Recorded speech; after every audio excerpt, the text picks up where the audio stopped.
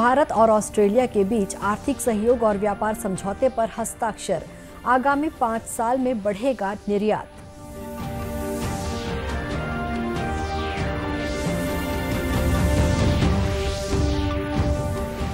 मुख्यमंत्री भूपेश बघेल ने कहा, प्रशासनिक कामकाज में तेजी लाने जिला, अनुविभाग और तहसील का कर रहे हैं निर्माण।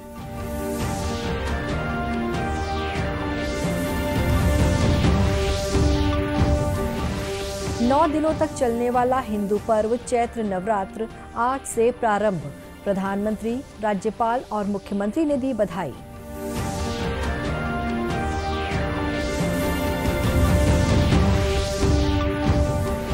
और तीसरे राष्ट्रीय जल पुरस्कार में सूरजपुर जिले के छिंदिया गांव को मिला सम्मान।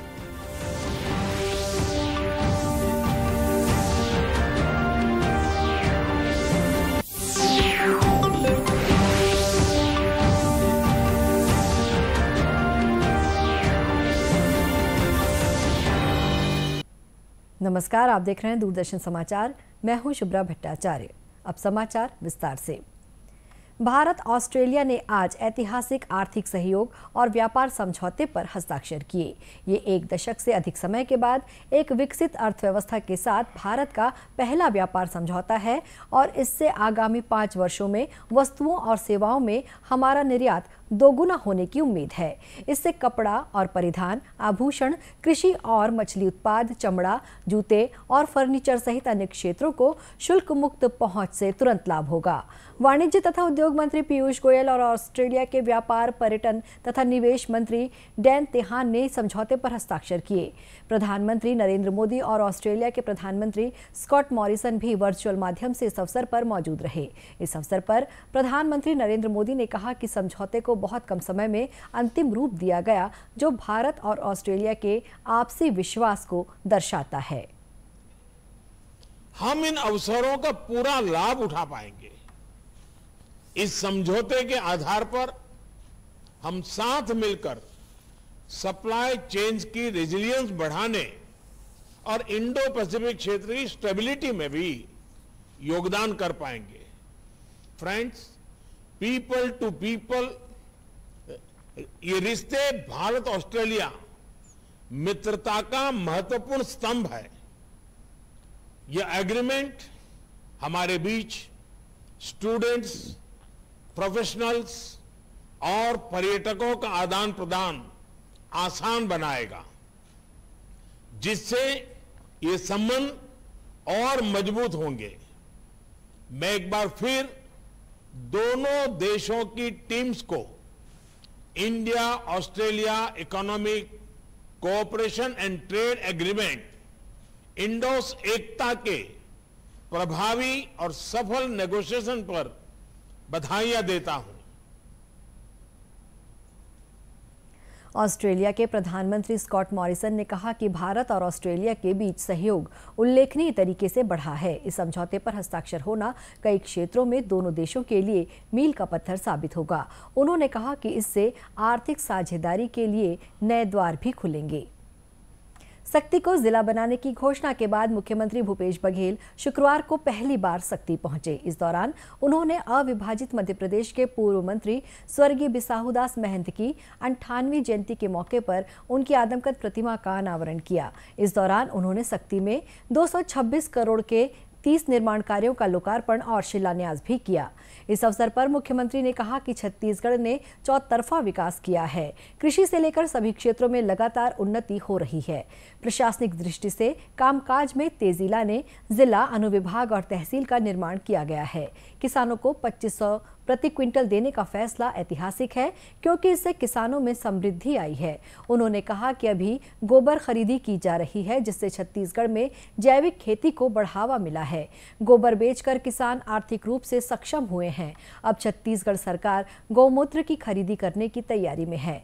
गौठानों के माध्यम से सर्वांगीण विकास करने की दिशा में काम हो रहा है। विधानसभा अध्यक्ष डॉक्टर चरणदास महंत ने कहा कि सक्ती को जिला बनाने पर यहां के लोग बहुत प्रसन्न हैं। यही कारण है कि आज मुख्यमंत्री का स्वागत करने कार्यक्रम में बड़ी संख्या में लोग उपस्थित हुए हैं। उन्होंने कहा कि सक्ती क्षेत्र से पलायन की अधिकता के कारण इस क्षेत्र में औद्योगिक संस्थान खोलने की जरूरत है। जांजगीर चांपा जिले के प्रभारी और राजस्व मंत्री जयसिंह अग्रवाल ने कहा कि राजस्व से संबंधित कार्य के लिए सरकार द्वारा समय सीमा तय कर दी गई है। उन्होंने कहा कि तय समय सीमा में प्रकरणों का निराकरण नहीं होने पर इसे संबंधित राजस्व अधिकारी की जवाबदारी माना जाएगा। जीएसटी रायपुर ने पिछले साल की तुलना में 3,328 करोड़ रुपए अधिक शुल्क एकत्रित किया है। केंद्रीय जीएसटी आयुक्त कार्यालय रायपुर कर वसूली के अनुकूल उपाय लागू करने के मामले में काफी सक्रिय रहा है। इसी का परिणाम है कि जीएसटी राजस्व में काफी वृद्धि हुई है। बताया गया है कि वित्तीय वर्ष 2020-21 में 9,627 करोड़ रुपए जीएसटी के रूप में वसूल किए गए थे, जबकि 2021-22 में जीएसटी संग्रहण 12,961 करोड़ रुपए रहा। वहीं पूरे छत्तीसगढ़ राज्य में 2020-21 में कुल 24,357 करोड़ रुपए जीएसटी राजस्व की वसूली की गई थी, जबकि 2021-22 में राजस्व संग्रहण 29,392 करोड़ रुपए रहा। इस तरह राजस्व संग्रहण में 20% की वृद्धि हुई है। इस दौरान कर चोरी के 200 से अधिक मामले दर्ज किए गए हैं, जिसमें लगभग 650 करोड़ रुपए की कर चोरी का पता चला है। 9 दिनों तक चलने वाला हिंदू पर्व चैत्र नवरात्र आज से आरंभ हो गया है। हिंदू पंचांग के अनुसार वर्ष का पहला महीना चैत्र होता है। श्रद्धालु समृद्धि और सौभाग्य के लिए 9 दिनों तक उपवास करते हैं और देवी दुर्गा के 9 रूपों की पूरे विधि विधान से पूजा अर्चना करते हैं।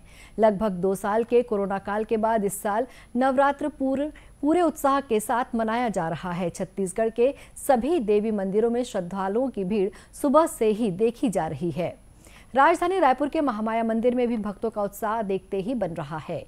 इस मंदिर में लगभग 9,000 ज्योति कलश प्रज्वलित किए गए हैं। महामाया मंदिर के पुजारी ने बताया कि कोरोना के बाद पहली बार देश के बाहर रहने वाले लोगों ने भी ज्योति कलश के लिए अपना पंजीयन कराया है। उन्होंने कहा कि इस पर्व का स्वागत प्रकृति भी पूरे उत्साह के साथ करती है।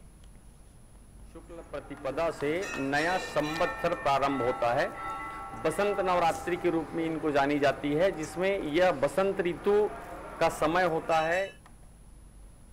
इधर कोरबा के प्रसिद्ध मां सर्वमंगला मंदिर में भक्तों का तांता लगा रहा। दर्शन करने पहुंचे श्रद्धालुओं ने बताया कि कोरोना के खतरे के कारण नवरात्र में मंदिरों के पट बंद रखे गए थे। इस वर्ष चैत्र नवरात्र में मां सर्वमंगला का मंदिर में सीधे दर्शन का लाभ मिल रहा है, जिससे भक्तों में काफी खुशी है। भैया ये हम लोग के लिए मतलब बहुत ही उल्लासपूर्ण की बात है। बहुत हम लोग को अच्छा लग रहा है और मंदिर में भी काफ़ी अच्छा तैयारी हो रखा है भैया। नवरात्रि का और आज चालू हो रहा है भैया। इस बार तो मंदिर परिसर का शोभा बहुत बड़ा हुआ है। पिछले 2 वर्षों से कोरोना की वजह से हम लोग माता के दर्शन नहीं कर पाए थे। पुनः इस वर्ष हमें माता का दर्शन करने को प्राप्त हो रहा है।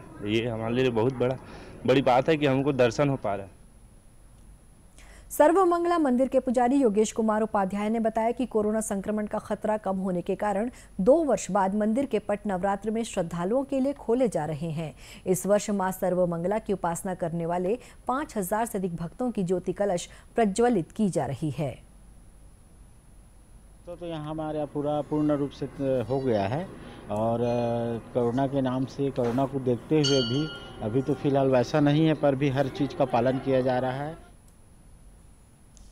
प्रधानमंत्री नरेंद्र मोदी ने चैत्र नवरात्र और हिंदू नववर्ष की शुभकामनाएं दी हैं। उन्होंने अपने ट्वीट संदेश में कहा है कि शक्ति की उपासना का पर्व नवरात्रि प्रत्येक व्यक्ति के जीवन में नई ऊर्जा का संचार करे। उन्होंने हिंदू नववर्ष की शुभकामनाएं देते हुए कहा है कि विक्रम संवत 2079 सबके जीवन में नया उत्साह और नई उमंग लेकर आए।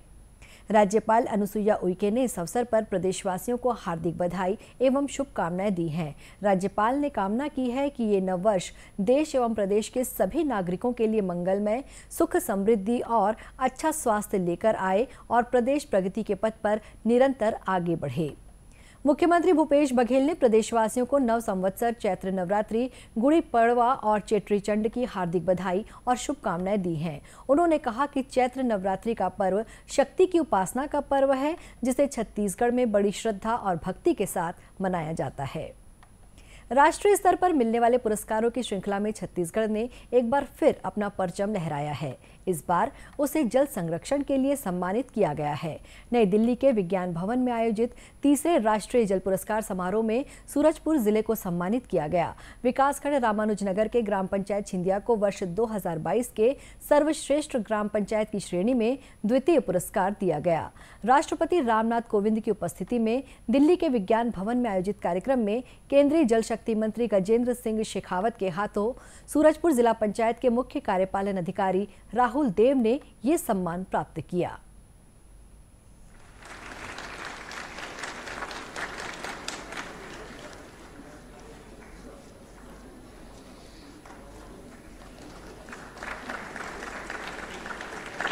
थर्ड की बाजी मारी है। जिले के कलेक्टर गौरव कुमार सिंह ने बताया कि छिंदिया में गर्मियों के दिनों में इस क्षेत्र के नदी, नाले और कुएं का पानी सूख जाता था, जिससे किसानों को खेती करने के लिए समस्याओं का सामना करना पड़ता था। लेकिन अब 130 हेक्टेयर क्षेत्र को सिंचित किया जा रहा है। में छिंदिया गांव के आसपास लगभग 17 किलोमीटर का नाला है, रंपा नाला, उसके पुनर्जीवन का काम शुरू किया था, जिसके तहत विभिन्न स्ट्रक्चर्स का निर्माण किया गया। परिणाम यह है कि जहां पर पहले 5 एकड़ हम खेती कर पाते थे और एक फसली खेती कर पाते थे, आज हम 150 एकड़ से ज़्यादा खेती कर पा रहे हैं और 2 फसली खेती की ओर बढ़ रहे हैं। तो माननीय मुख्यमंत्री जी का जो सपना है कि नालों को रिचार्ज करके न केवल जन संरक्षण को बढ़ाना है, उसी और कृषि के कामों को भी और ज्यादा प्रमुखता से देना है, इसी काम को भारत सरकार ने रेखांकित किया। जिला पंचायत के सीईओ राहुल देव ने बताया कि राज्य शासन की नरवा विकास योजना के तहत नाले में कई स्ट्रक्चर बनाए गए, जिससे काफी मात्रा में पानी उपलब्ध रहता है। इसके कारण अब खरीफ के साथ ही रबी फसल के लिए भरपूर पानी मिल रहा है। क्षेत्र में रबी की फसल तो छोड़िए, खरीफ की फसल में भी समस्या आने लगती थी। आज उस क्षेत्र में 2 फसली फसल लेने का कार्य हो रहा है किसानों के द्वारा, और इससे न सिर्फ ग्राउंड वाटर रिचार्ज में बढ़ोतरी हुई है, बल्कि आजीविका के क्षेत्र में भी विकास हुआ है। तो इन सभी चीज़ों को देखने के लिए, ग्राउंड वाटर जो हमारा बढ़ा है उसको देखने के लिए जल शक्ति मंत्रालय भारत सरकार से टीम आई थी और उस टीम ने इसकी ग्राउंड ट्रूथिंग करी और ईस्ट जोन में नेशनल वाटर अवार्ड छिंदिया ग्राम पंचायत को पूरे भारत देश में 2nd रैंक मिलने पे प्राप्त हुआ है। बताया गया है कि छिंदिया गांव की इस उपलब्धि की जानकारी मिलने के बाद केंद्रीय जल शक्ति मंत्रालय का दल गांव पहुंचा था, जहां उन्होंने जल संरक्षण के लिए किए जा रहे प्रयासों की सराहना की और गांव का चयन पुरस्कार के लिए किया गया। अब कुछ खबरें जिलों से। आजादी की 75वें वर्षगांठ अमृत महोत्सव के अवसर पर कोरबा में 2 दिवसीय कार्यक्रमों का आयोजन किया जा रहा है। पहले दिन सांस्कृतिक कार्यक्रम और कवि सम्मेलन का आयोजन किया गया। सांस्कृतिक कार्यक्रम के अंतर्गत थिरमन दास की टीम ने छत्तीसगढ़ी गीत एवं नृत्य से दर्शकों का मन मोह लिया।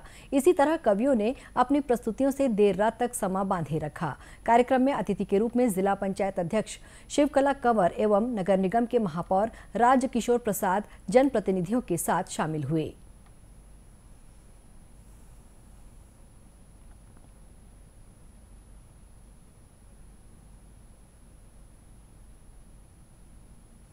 डोंगरगढ़ स्थित मां बमलेश्वरी के दर्शन के लिए जाने वाले दर्शनार्थियों की सुविधा को ध्यान में रखते हुए रेलवे प्रशासन ने 2 अप्रैल से 10 अप्रैल तक डोंगरगढ़ में रेलगाड़ियों के अस्थायी ठहराव की सुविधा प्रदान की है। इस अवधि में जो गाड़ियां डोंगरगढ़ में रुकेंगी उनमें Hatia Kurla, Puri Jodhpur express, Bilaspur Chennai express, Bilaspur Pune express, Puri Surat express, Puri Kurla express, Howrah Kurla express तथा Kurla Howrah express up and down दोनों ट्रेनें शामिल हैं।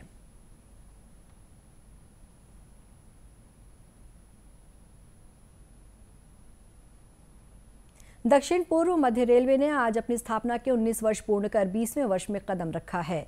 दक्षिण पूर्व मध्य रेलवे की स्थापना 1 अप्रैल 2003 को तत्कालीन प्रधानमंत्री अटल बिहारी वाजपेयी के करकमलों से हुई थी। इस अवसर पर विभिन्न कार्यक्रमों का आयोजन किया गया। इसके तहत स्पोर्ट्स मीट और वृक्षारोपण का कार्यक्रम किया गया। महाप्रबंधक दक्षिण पूर्व मध्य रेलवे आलोक कुमार ने सभी रेल कर्मियों एवं उनके परिजनों को दक्षिण पूर्व मध्य रेलवे के 20वें स्थापना दिवस की बधाई देते हुए अब तक की उपलब्धियों पर प्रकाश डाला।